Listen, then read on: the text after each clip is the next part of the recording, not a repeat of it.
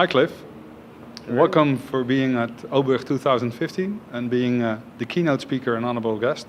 Explain our viewers what all roadmaps are on EBS, but maybe you can explain first who Cliff is and what you do within Oracle. So I'm Cliff Godwin, I manage eBusiness Suite development in Oracle. Cliff, we're kind of used of enormous slide decks that you are used to give.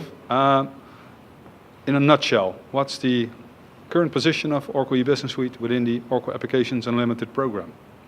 So we are continuing to develop eBusiness Suite. There are going to be new releases, new functionality. Customers can be confident of their investments in eBusiness Suite.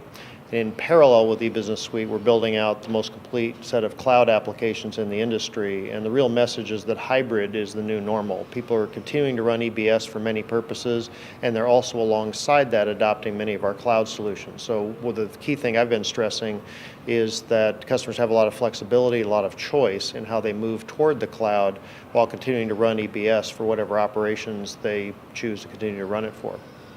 Okay, Cliff, thanks. Best of both worlds. Now the main question is, you launched 12.2 about a year ago, more than a year ago. A lot of customers are on 12.1. What's the pickup on that? Should I pick 12.1 or should I pick 12.2 for the EBS release? Right, no, that's a very fair question. Most of the customers are on the 12.1 release, probably 80% or more of our customer base is, but at this point we have a pretty substantial number of customers either already live or about to be live on 12.2, probably a couple of hundred, including some major divisions of General Electric and some other large customers. So at this point, we're not really asking people on 12.1 to move to 12.2. I'm happy if they stay on 12.1 and get more value out of the investments they've already made. But if you're starting a new project and or you need the online patching or some of the other features that we have in 12.2, you can feel confident of going to 12.2. At this point, you're not one of the earliest adopters. I can pick both. You can pick either one. Okay. You're good on What my type of business is, you give me choice. That's right. Other question that is also an interesting one. You explained that you have a full cloud strategy.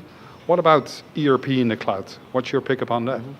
Right, I think that with really all the cloud products, you could decide to run a family of applications in EBS and another family in the cloud. For example, it's very common to run the ERP and supply chain products in EBS, but maybe run your HCM in the cloud or your customer experience or service products in the cloud.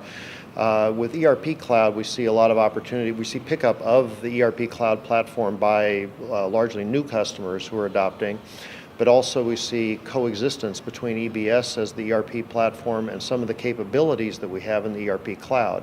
The Financial Accounting Reporting Cloud Service is probably the best example of that. That's the reporting capabilities we have that are Essbase based around your financial results. And you can get that same reporting while you're still running EBS. We have a seamless integration that we build right out of the box that gives you that financial reporting from the cloud, but while you're still running EBS General Ledger and producing your General Ledger results there, you're just doing your reporting on it in the cloud.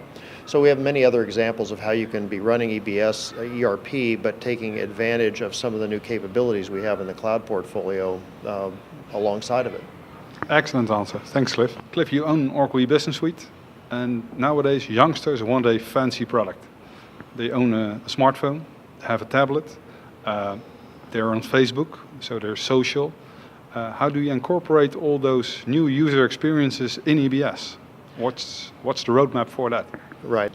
Well, that's a very important challenge that we have. The expectations that millennials have coming into the workforce, working for our customers, are that they expect applications that work like Google and work like internet shopping, work like smartphones, things that they're familiar with in their daily lives. And that's one of the most important investment themes we have in EBS. We need to keep it modern so that it appeals to that type of user. So we've made a lot of investments over the last few years in improving the interfaces to include more shopping-like interface behaviors, even in parts of the ERP system where you're just looking for what data to work on next. You do that through a metaphor, through a navigation process that's much more like internet shopping. We also have built now a family of smartphone apps for EBS. We have 14 of those, and those work against both the 12.1 and the 12.2 release level.